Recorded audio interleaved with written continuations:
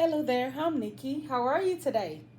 All right, I will be facilitating a discussion about, in a class discussion about countertransference.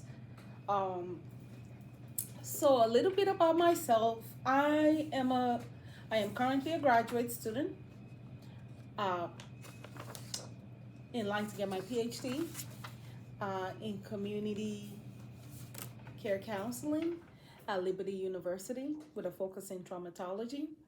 So the goal today is just to kind of figure out like what does this look like and discuss with other professionals what that feels like to them. Have they encountered it before? Have they even been in a position that they've seen or expressed that with coworkers? Even though countertransference can be different, but we're going to get into a little more about it as we go. But just starting out, let's get comfortable, get to talk a little bit, bring some humor into the room, and talk a little bit about what this feels like in a professional setting when you experience countertransference among mental health professionals. So we will go with that. Um, just a little bit of introduction. I have some students here with me, not students, but other professionals that will chime into the conversation and give their take on what that looks like for them and what that means when they've experienced countertransference. Talk about the goal. We'll get into what the goals look like for this class. Get a little bit discussion going about what this really truly feel like when they've experienced it and things as such as well. So countertransference at a basic level um, is generally seen as what the professional. So I'm the professional, or my fellows here, colleagues here, are professionals as well. What that feeling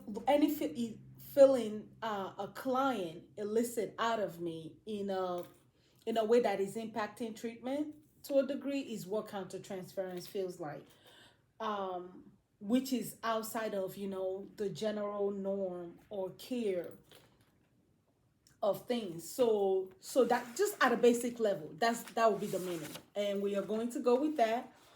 That when someone is feeling that way towards a client, we know there's been some countertransference that's been experienced and noted in the therapeutic process. Okay, so we are going to go ahead and see what that looks like. The goal at the end of this session is not for us to come out feeling like, oh, I have a PhD in identifying what countertransference feels like, but it's also being able to facilitate a discussion, a dialogue, and just talk to like-minded people about what this look like, what it feels like for them, and just facilitate a conversation where we can all come to the table. Because one of the ways I like to describe countertransference is like it's the ugly, bald-headed stepchild, and it's not a shade at anybody, but in the mental health field, because we seldom talk about it.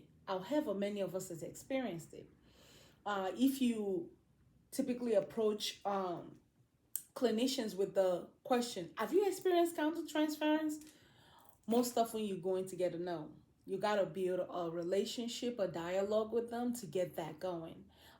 So it's not something that people willy-nilly share, because I think it's just seen as a very negative thing in our field oftentimes. Whereas I'll get into my take on it um, in a little bit. We want to identify clinical ways to process it and work with it, right? Have a resolve for when to proceed with treatment when you've experienced it. Because what happens is the countertransference might be unresolved and intense enough that the clinician might need to refer out. However, it might be a situation where we can work together and talk about what else can be done in this therapeutic process to aid it, and share some example and insight as to what that is about. Okay, so So questions to answer that I'm hoping everyone can get off their mind today at the end of this. Um, what does countertransference? How to identify it? Because we talk about it, yeah, no one really want to express their emotions about it, but it's real and it's our reality. So we are going to talk about how to identify it. Once you've experienced it, what's next? What's next? What do you do? How do you proceed with what's taking place, and things like that. So that's something else to keep in mind as well. Is it avoidable? Is it possible for me as a mental health professional and a clinician to avoid this at all costs? Um, am I less than competent as a clinician if I've experienced it? Does that mean I didn't put proper safeguard in place and do what needs to be done? Um, so, because sometimes we tend to internalize how we respond to people, um, especially as mental health professionals and helpers. We want to make sure we are internalizing this appropriately and processing it well, okay? Uh, can I proceed? I kind of hinted at this earlier, getting the result. Can I proceed with the therapeutic or professional relationship once I've experienced it? You know, have I taken time to process this emotion? Can I bounce back from this? Those are all very great questions that we will get to explore today. And so, and get to the meat of it and see what that feels like. You all feel on board about talking about countertransference today?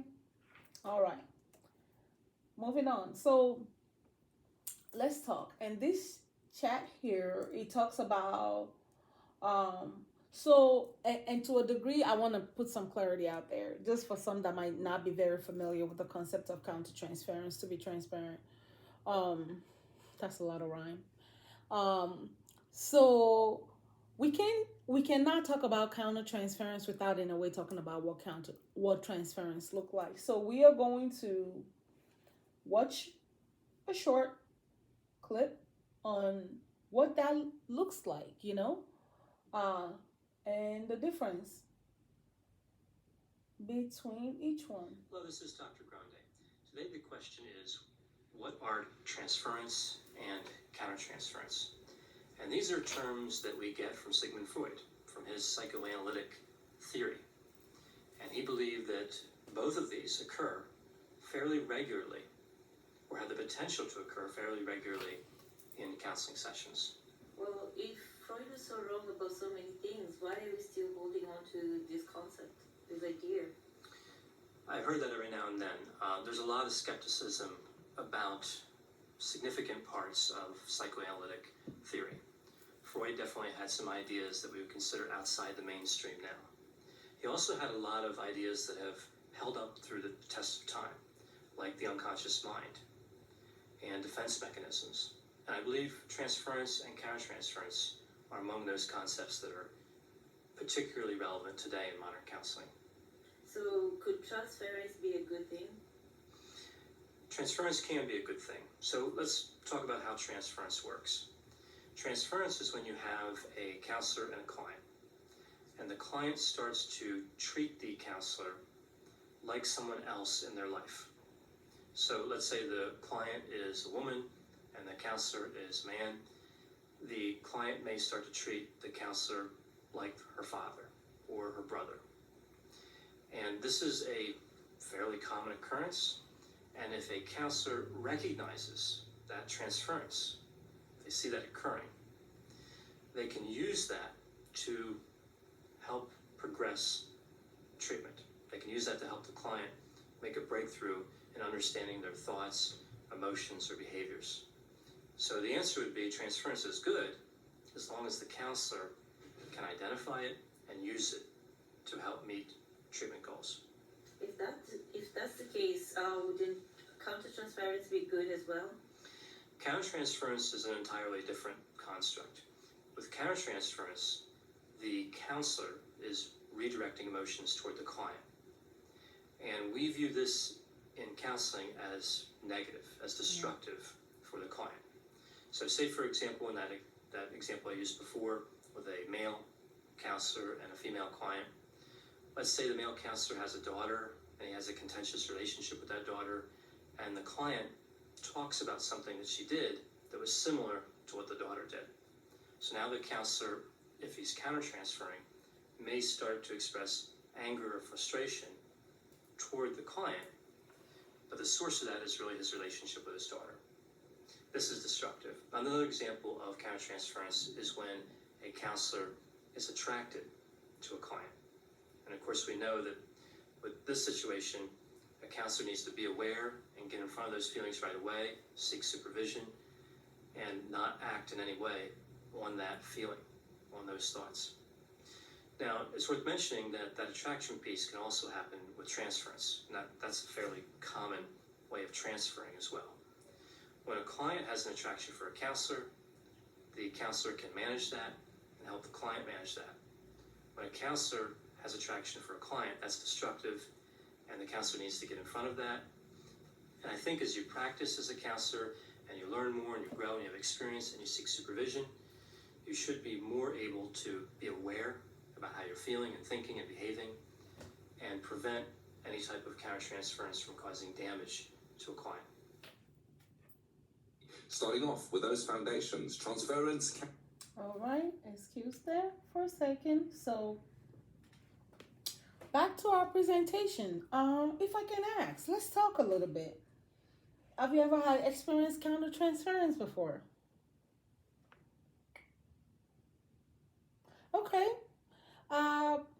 So countertransference, yes, it's like he mentioned in the video, transference is having a feeling from the client perspective towards the clinician. Then countertransference is experiencing it from the clinician towards the client. And my personal opinion about the issue is that there is no wrong or right to this. It just depends on the situation, right? It's just the same way if a 16-year-old is dating a 17-year-old or a 16-year-old is not a problem. However, on a moral level and legal level too, maybe in some states, if a 16-year-old is dating a 21-year-old, it's a problem. Or let's even say an 18-year-old dating a 20-year-old. People don't usually frown at it. But if an 18-year-old is dating a 45-year-old, people are going to, on a moral level, be a little skeptical, right? So, and it's just the same thing with countertransference. It just depends on the situation. There are situations where it's absolutely normal, but I would not say leave it on process, right? Make sure if you're experiencing it, it's something you process out in supervision and you talk about it. You talk about what's going on, what is the basics of it. Don't just make the assumption that I'm fine, right? And process that in a healthy manner. So here is kind of like a homemade art, you can call it. Oftentimes as clinicians, we tend to try to separate countertransference, right? The client is all over there in their own little corner. We are impenetrable, right? There's countertransference right here. There's me as a clinician right here. Whereas the reality of it is, it's all encompassing. It's very permeable. What do I mean by that? I'm a clinician. I'm human. I have feelings. I have emotions. So some things are going to elicit emotions out of me when a client does it. Certain behavior, certain things, it will. However,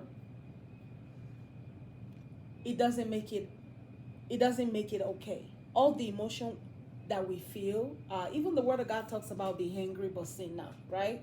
It's not telling you not to feel that anger. It's not telling you not to feel it or go through it, but saying even in your anger, do not sin against God, right? Do not go against His word. Do not go against His premise. If I'm angry and I start hurting people and cutting people off or shooting someone, extreme case, right? Then you are sinning because and that's just like at that level, and that's the thing. As you see the flow chart, the patient is on this side, the helper is on that side, and it talks about, you know, the emotions that flows through, right? So these are all the emotions, and that's why I say countertransference in itself is not a bad thing. It's all the emotions that flow through between everything we experience, right? And the question, so allowing one of the people to talk that say yes, they've experienced countertransference, and what does that feel like? Being the spokesman of my uh, client here, my colleagues here that are participating, yes. And so for me, when I experienced countertransference, it was working with a young man that did not have a relationship with his father, and having been there myself, I found myself going back to those places, having those same emotions again. So what did that look like for me in session? I was a little more protective of him when his father wanted to be a part of his life, when his father wanted to engage with him, and was actually and the client themselves was actually open to the relationship.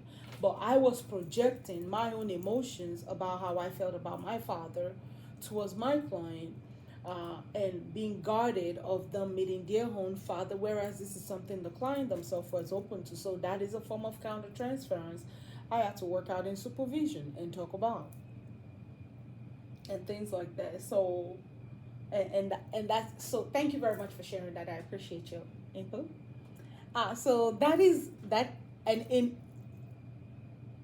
at a basic at any level, that's literally what it looks like. But you also heard how the clinician talked about it, being able to process their emotion through it and not just leave it there. You know, because the reality is what we leave unmanaged at some point begin to manage us. So when we have those emotions that come up and we don't process it and deal with it, eventually it comes to a place where it does truly impact us and what's going on. So this next uh, one talks about the difference between objective and subjective countertransference. And I will play us a video, and I want to see what my colleague have to say about their experience and their perspective of this. Hello, this is Dr. Grande. Today the question is, Apologies. That will be the wrong video. So we are going to pause for a second and get to see what some of these other ones okay, so this is the video on objectivity. There you go. What's interesting about modern psychoanalysis is countertransference. Freud was aware of countertransference. He thought it got in the way of treating patients. Countertransference is the analyst's feeling for the patient. And of course now there's subjective and objective. Subjective meaning something happened in my past, so I feel a certain way about the way the patient's relating to me. I relate. That's subjective countertransference. Objective is if we had 10 analysts in here all talking to you, we all have the same feeling about you. That would be objective. You know that. I'm not sure that anything is truly objective, but it would be more objective than subjective. Modern psychoanalysts feel that the feeling engendered in them by the patient is helpful in understanding the patient. Freud felt countertransference was an interference. You should have none and you should ignore it.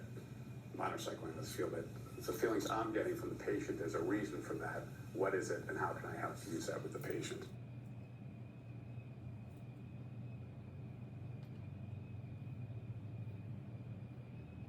All right, so I don't know if you caught that.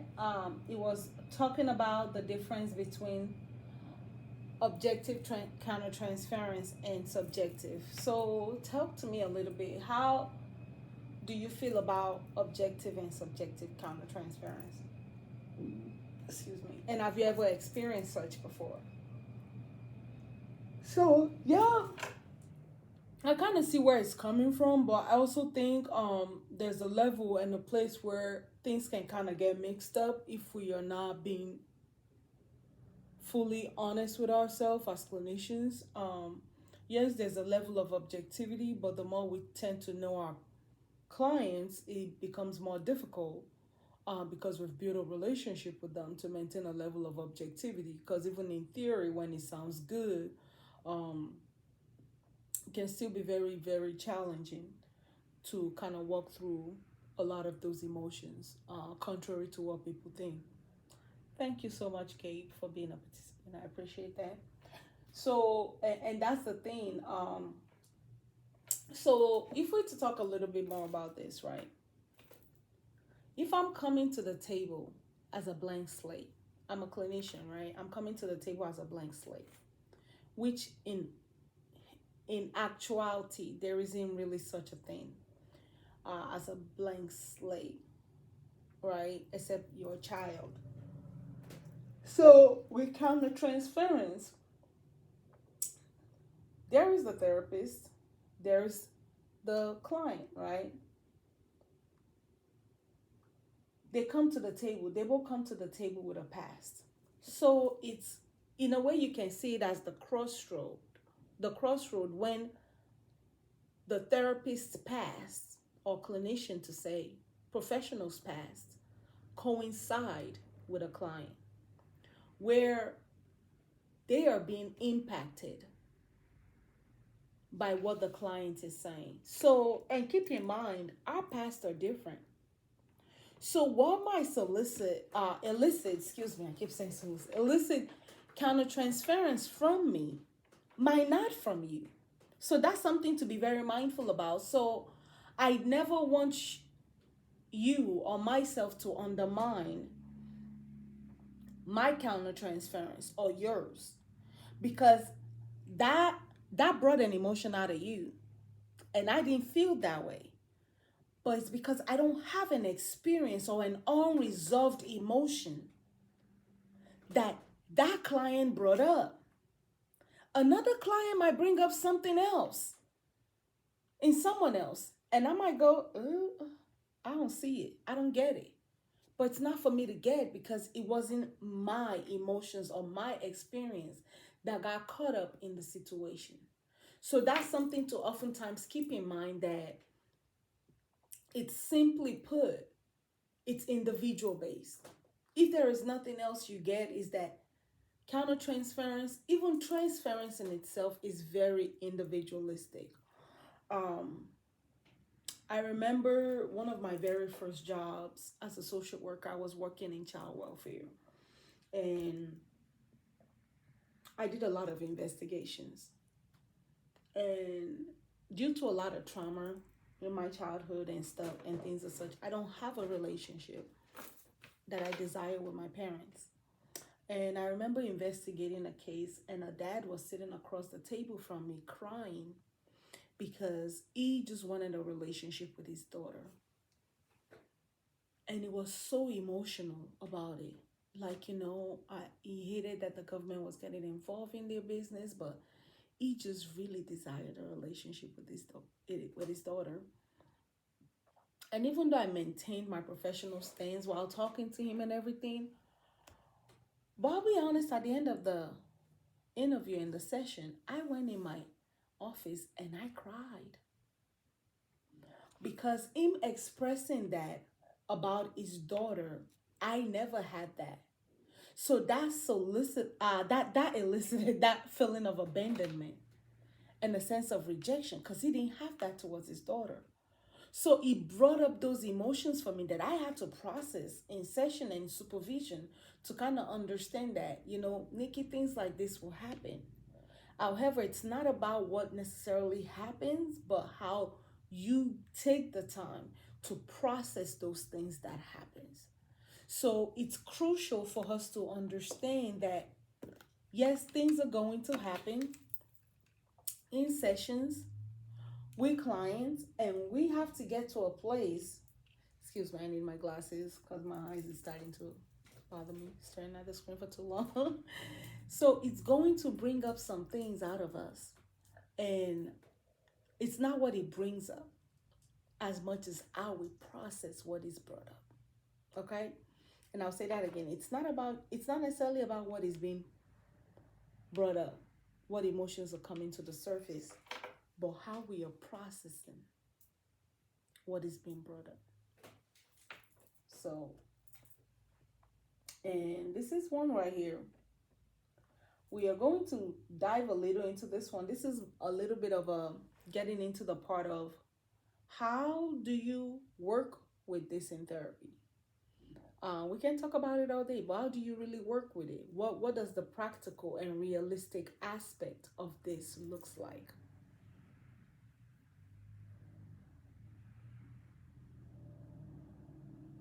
Hello, this is Dr. Grant. Okay, it appears every single video I click is bringing me back to that same one. So, technical difficulties, human error, I guess. So, let's play this and take the time, take some note, and we can address whatever question you have about it. Hello, you cunning and pliable land shark. I'm Lauren Spalding, and this is the Collective Practice Podcast. This podcast is all about supporting psychotherapists in growing your business, advancing your clinical skills, and taking care of your own mental health. So today, I wanted to talk more about the clinical side of our job and a common occurrence that shows up with us and our clients, and that is countertransference. Now, if you are tuning into this podcast as a licensed associate or licensed therapist, you know what countertransference is. But for those that might not know, countertransference is the emotional reaction of the analyst to the subject's contribution. And that is a smart little definition I pulled from the dictionary on Google. So a lot of times, countertransference is described as our reaction to our client based on our own history, and sometimes can even be experienced by us feeling triggered by a client. And while that's true, countertransference isn't always being triggered or having a big reaction to our clients. It can show up in our sessions in a more subtle way. So one example of countertransference is if you have a client or clients on your schedule that you find a bit more challenging, or you find you're working harder in those sessions, it is likely that there is a relationship dynamic happening that is leading you into more of a role that's reactive versus a kind of open and curious therapeutic role. And countertransference often is described with a negative connotation, and I can understand why that's the case in school, because professors are trying to get us to explore how countertransference can negatively impact our clients and the therapeutic relationship. The truth is, though, countertransference is not always bad, and sometimes can actually be a really helpful tool if you have that self-awareness to bring it into the room or to fuel your therapeutic relationship and to help their goals in addressing their own relationships outside of sessions. It's when we ignore that reactive place with our clients that we can fall into trouble. We could potentially break our ethical code. We could potentially cause emotional harm to our clients, or we could potentially be holding our clients back. So being curious and mindful about your emotional and even physical reactions to clients is really important. But you also need to find a way to have some self-compassion with that reflection in order to create positive change or positive impact. So just to give a quick example, I have worked with new moms in my practice, focusing more on helping new moms adjust to this new phase of life and creating a open and safe space for those moms to process all of the emotional experiences of motherhood. I might work with a mom who has a similar experience to mine. Say I'm working with a mom who's managing anxious, intrusive thoughts coming up that are causing some anxiety around being a good mom. And so if I experienced that as well in my early motherhood days, I might start reacting to that client with more of an agenda or more assumptions coming into play. Now, if I'm trying to be aware of my countertransference playing out, I might notice that. I might notice that I say something like, oh, you're probably experiencing this, and have a response from my client to let me know that I'm actually not aligned with her. I'm instead reacting from my own experience. And if I just have the self-awareness or the curiosity about that dynamic, I might quickly go into judging myself, criticizing myself, or even shaming myself. And that inner critic is just not going to be helpful for my relationship with that client. Instead, it's good to practice meeting this experience with some level of self-compassion. So noticing this part of you that is being reactive to your client and seeing if you can get a little bit of space from it can be helpful. But then to also see if you can extend that self-compassion with thoughts like, what needs are coming up for me? What expectations am I having? Are there any fears or concerns underneath this part of me? And if that's the case, can I take a moment to care for myself? That might be in the session. If you're feeling really triggered, you might lead the session more into taking a pause or taking a breather so that you can settle in the different parts that were being triggered. Or it might be something that you're able to put aside while you're still in session with your client and then take care of yourself once that session ends. So there are lots of different ways that you can unwind from a session or care for yourself between clients or at the end of your workday. If you notice that the part of you that was being reactive has a need for rest, you might want to plan something that's intentionally restful at the end of your day or even at the middle of your day, like taking a nap, meditating, doing some yoga or light stretching. It could look like taking a hot bath, or sometimes it even looks like binging a Netflix show. You might notice that your need is to ground yourself, and so that might look like a guided meditation or something that can activate your five senses. So like using sand or something tactile, maybe water. That could look like going on a walk or sitting outside, touching your feet to the ground. And that could even look like taking your shoes off and feeling the grass or the dirt underneath your feet. Or maybe you could use your sense of smell to ground yourself. That could look like burning sage, lighting a candle, smelling things like lavender, rosemary, or essential oils. Another great thing to do is to explore the parts of you that are coming up in your therapy sessions with your clients. So that could look like joining a consultation group or joining group therapy. It could also look like doing your own individual therapy. It could also look like connecting with the parts of you through creativity. So that could be using painting or drawing to connect with your experience. It could look like journaling to connect with your experience, or it could look like building a sand tray around what was coming up for you that day.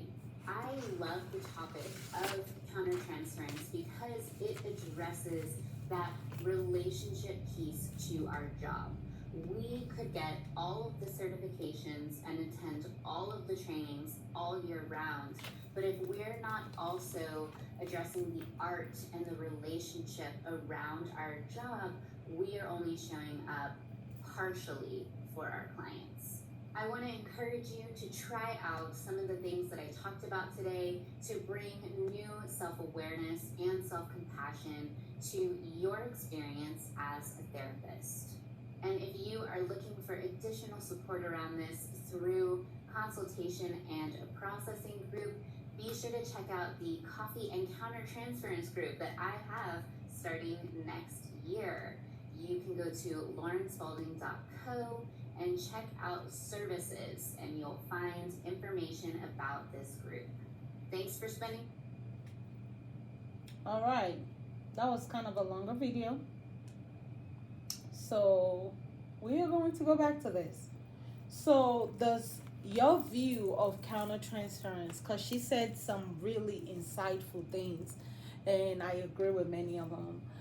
Does your view of countertransference change hearing it from someone else that is making it, for lack of a better word, make sense? She's making it make sense, and making it very relatable. Does that change anything for you regarding countertransference? Gabe?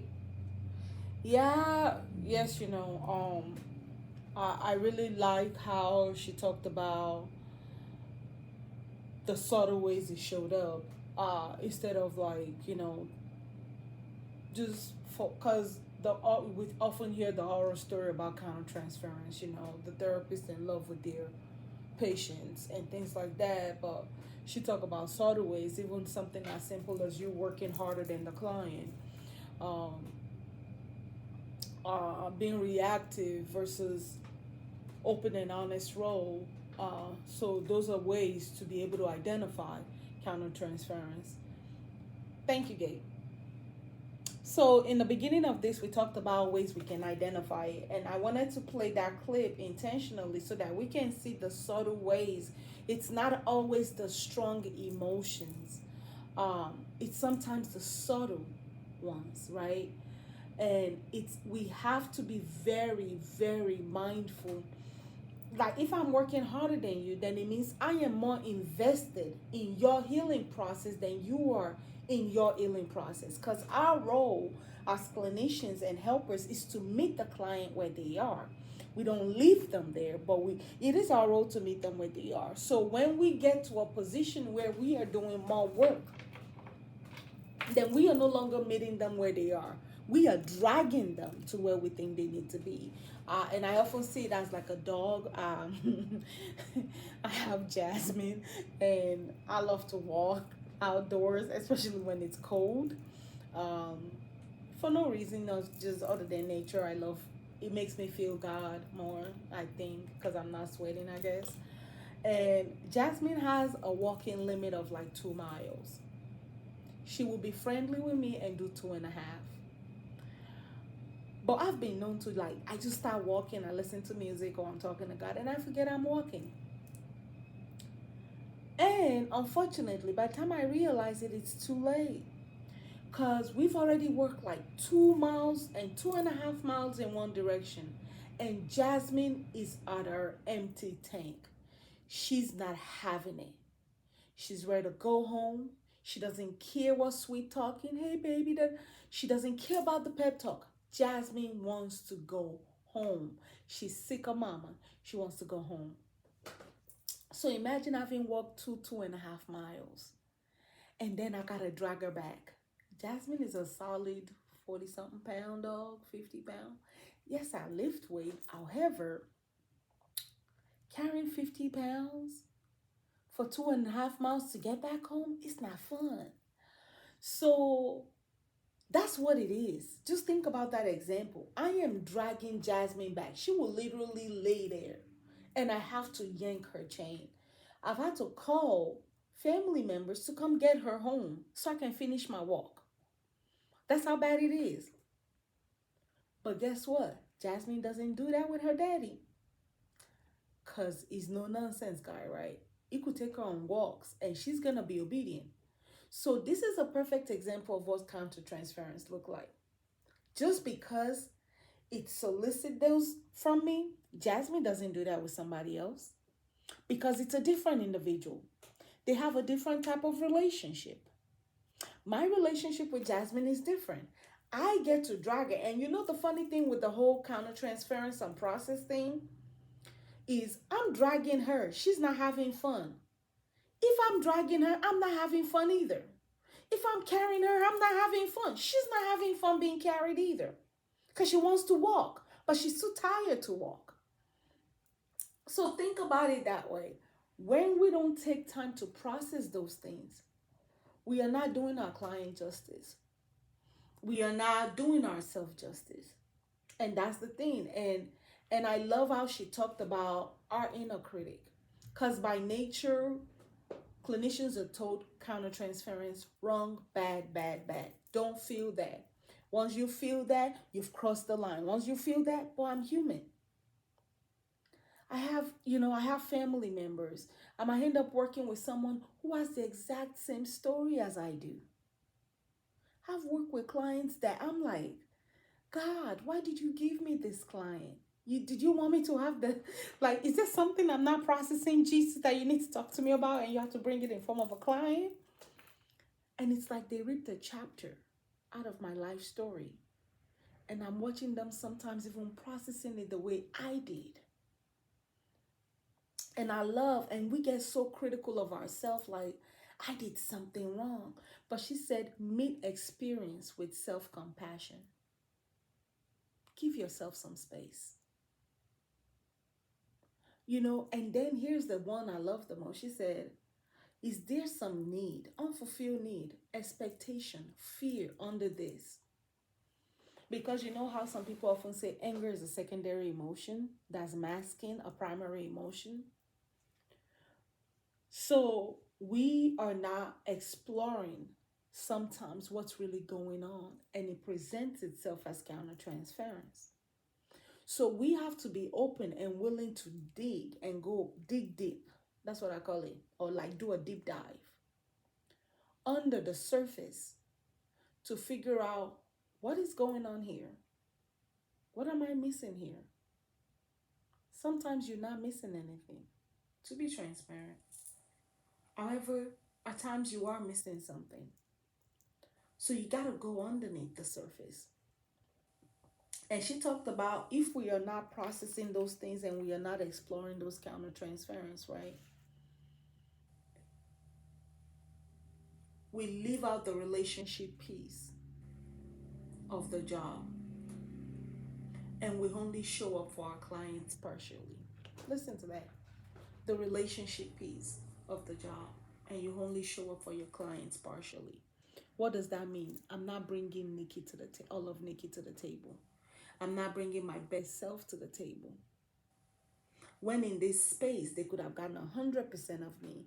They are getting 60, 70, maybe lesser, maybe a little higher of me. Because I'm not bringing my entire self to the relationship, therapeutic relationship. I'm robotic in a way.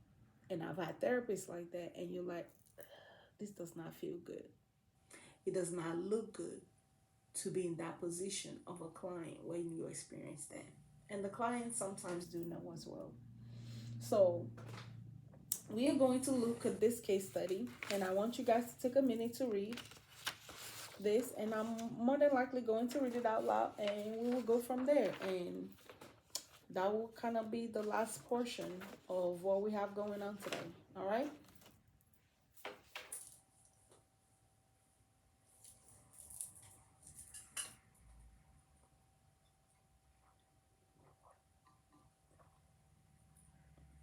All right. So this case study is about Kayla, a 21-year-old female client. She started therapy due to some recent trauma and life changes. She's a very calm individual. However, she's found herself making some impulsive choices and tendencies lately to escape some of this trauma. Kayla spoke about how her mother had a difficult delivery with her, and she struggled with connecting with Kayla as a child, and it has impacted their relationship. So Kayla is aware of this family history, right? Miss Ann, who's the therapist, is experiencing countertransference as she's feeling overly protective of Kayla. Why is she feeling overly protective of Kayla? Let's explore that for a minute. Miss Ann herself lost her daughter about 20 years ago and would have been the same age as Kayla at this time. So let's discuss this, Gabe. Wow, that's a tough situation to be in because I cannot imagine what it feels like losing a child, but I can definitely see why the therapist is having that feeling of protectiveness with Kayla. Okay? Thank you, Gabe, for engaging me. So, and in this scenario, we'll see how there is what they call a perfect hook for the therapist that is triggered by the patient's behavior, right? due to past relationship and past trauma of her losing a child. A therapist with different experience, kind of like I talked about Jasmine, right? She doesn't do that with daddy, but does that with mommy. How they have different experiences. Another therapist will have a different experience. Might not feel that way. Contemporary experiences in the therapist's life that mirrors what is going on in the patient's life might be an intense trigger. So if we to go through this process, we've identified there's a countertransference. What's next? What can Miss N do next? In my experience, when I've experienced, excuse me, when I've experienced it, I've actually been bold enough to talk to a client about it. And I explained what it meant to them. I explained the concept of countertransference because they weren't very familiar with it. I explained it to them, and I explained how, excuse me, I'm feeling very protective of them due to, I didn't tell them what the trauma is or what the situation was, but I told them I was feeling protective of them due to just my experience, and I noticed I'm taking on a mother role in session instead of a therapist, and after processing it in supervision, I encourage them to challenge me when they feel like I'm drifting from that role, and kind of draw me back to, what we need to do. And being the professional in the situation, I have to be mindful. And talking to them about it was actually very enlightening, because the client's feedback to me was like, I noticed you've been protective of me, and I thought maybe I was being just a little paranoid. And as much as she appreciated us talking about it, I asked, if this was something she think we could salvage, or she needed a referral out. And we ended up meeting a while after that. Um, we really appreciated the process. So it allowed me to be able to self-monitor better. And I think self-awareness is the key. Yes, you can proceed with the therapeutic relationship, but it's totally depending on both individual involved. Because for me, to just hide that would not be fair to that client. I'm not allowing them to make what I call in my field, which is actually a code of ethics, a formed decision. They need to make the decision to proceed or not, and make it out of their own choice, not because I coerced them into it, right? So that's very crucial for me as a clinician, to make sure my clients are aware when I have such feelings, and not pass it on, okay? So I just want to take the time to say thank you so much for taking time to participate today in my discussion regarding countertransference, and doing some teaching regarding it. All right? Appreciate your time. Have a beautiful day. And on the last note, I'll leave you with this. In countertransference, my recommendation to you is to make room for your error. Make room for your error, because nobody is perfect. There's a musician I really love, and his lyric is like, did you know God's already made a room for every wrong turn you will make? And that was exciting to me when I heard it. So make room for your error. God wants you to do that. You're not perfect, and you're not always going to make the best choices, but make room, all right? Have a beautiful day. I hope you learned something from this. Talk to you later. Bye.